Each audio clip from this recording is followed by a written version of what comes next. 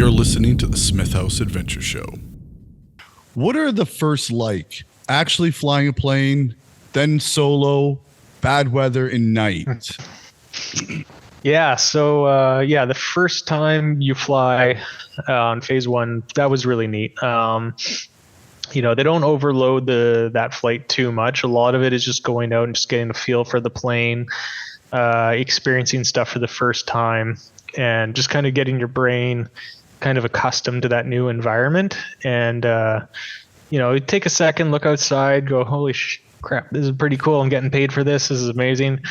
And then, your head's back in the game. Like, okay, what's my instructor expecting of me? What am I supposed to be, looking for? And just, getting a feel for everything. So the first flight is kind of that. It goes pretty quick. And that's your first time flying ever, eh? You had no civilian anything at all? No actual instructional time. Yeah, like my mom took me to Toronto one time. She used to work for Air Canada, so we could fly standby really cheap. And she took me to Toronto for this kind of civilian fighter combat. They had this company where you go do laser tag basically in the sky between two aerobatics planes.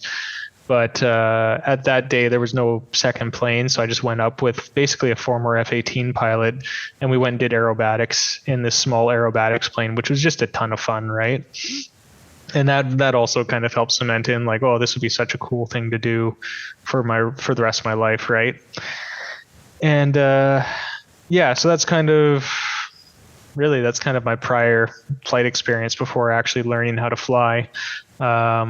Aside from small, like, oh, we're going on a helicopter to see Whistler or something like that, with my friend's dad and something like that, right? So stuff like that was really, really cool. And, I always enjoyed flying on family trips, vacations as a small kid. Like, I thought it was super cool just going and getting an even just commercial airliner and just going somewhere was tons of fun, right? But that first time flying yourself was pretty awesome. And then first solo, you do that on phase one. Basically, you just do a couple of circuits in the local traffic pattern for your airport. You do a touch and go, and then you come down and land. So really, the flight only takes 20, 25 minutes, not even. It goes pretty quick. But then for the military, once you land, it's a tradition where you'll get dunked in a bathtub full of water, and they'll might throw some soap in there too, and then your solo patches inside the tub and you have to find it. It's a really cool tradition. It's not mandatory to do it, but it's one of those cool things to do that they do it for a lot of different planes if that's your first time flying the plane solo, right? And just being part of that tradition is really neat. When I did it, it was winter time. It was like -30, and obviously they let the water get really nice and cold before I got into it. There's a good layer of ice on top of it that they threw you through, and then into the water, and then find your patch, and get out, and somebody will slap it on your shoulder, and then go inside and get a warm shower, and then that's kind of your day for that day. So that was really cool. And it's just similar for the Harvard too, soloing on that plane. Their first trip is just in the circuit pattern there, doing some touch and goes. But that time you'll actually stay up for like a full mission, a full hour and 15 minutes or whatever it is, and you're just ripping the circuit, just doing as many touch and goes as you possibly can, just gaining as much experience on the plane, landing as you can, and that was tons of fun. And then your first solo where you get to go and do aerobatics out in the training area by yourself, that's really neat too, because then you're doing loops and rolls and figure eight and clovers, and it was great. It was so much fun. So you're just in this high performance plane with an ejection seat, oxygen mask, and you're just ripping by yourself and just, keeping an eye on the radio traffic and your TCAS, make sure there's no other planes kind of in your area. We have the area blocked off, like, you've signed into like, oh, I'll be in this training area, but other planes are allowed to enter. And then you just have to, between the two of you, deconflict and be like, okay, I'll stay north of this point, you stay south of that, and that'll keep us kind of away from each other type thing, right? And so that was really neat. The first night flight I went on was, it was one of my early instrument flight missions. So typically night flying, they only do it at certain points throughout the year. It's not required, say on phase 2, to get night flights in. But if you're doing an instrument flight, basically you can go at night because you don't have to see anything outside the cockpit, right? You're just focused inside on the instruments and stuff. So I actually got to go up and do a nighttime flight, and that was really neat because, again, you take a second, look outside the window, oh, that's really cool, and then back inside and back to work, right? But it's kind of the same as any IF flight where like you're in clouds and you can't see anything and you're just focused on your flight instruments. And then for the first bad weather flight, so I think that was actually kind of due to forest fire smoke, where we were doing an approach into Regina International Airport.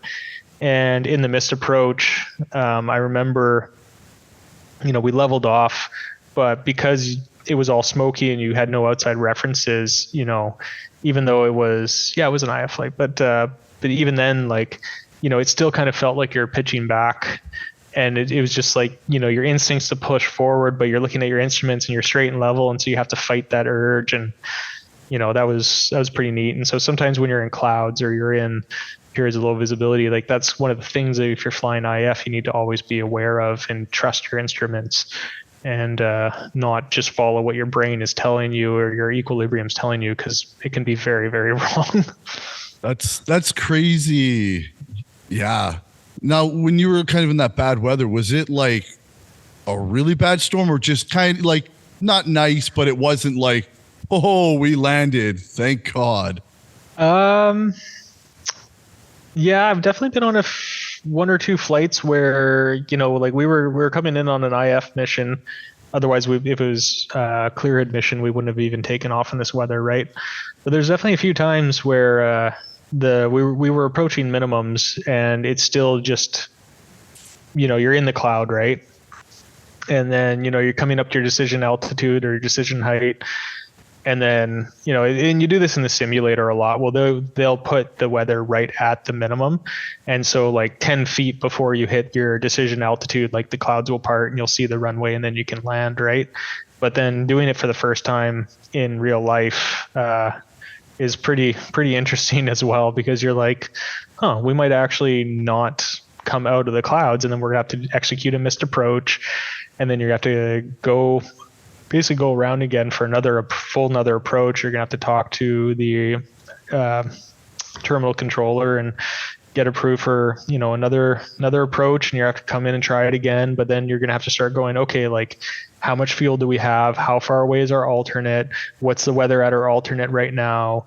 And then you're gonna have to start going through all these mental kind of calculations, and you have a knee pad you can write notes down and stuff on, and then you have to start figuring out like, okay, what's our plan B if like this doesn't work out and we can't actually land here at our preferred airport? Like we have to go somewhere else, because the minimums are the minimums for a reason, right? In order to safely land at the airport, you can't land if the clouds are pretty much at the ground, right? It's just not a thing. It's not safe.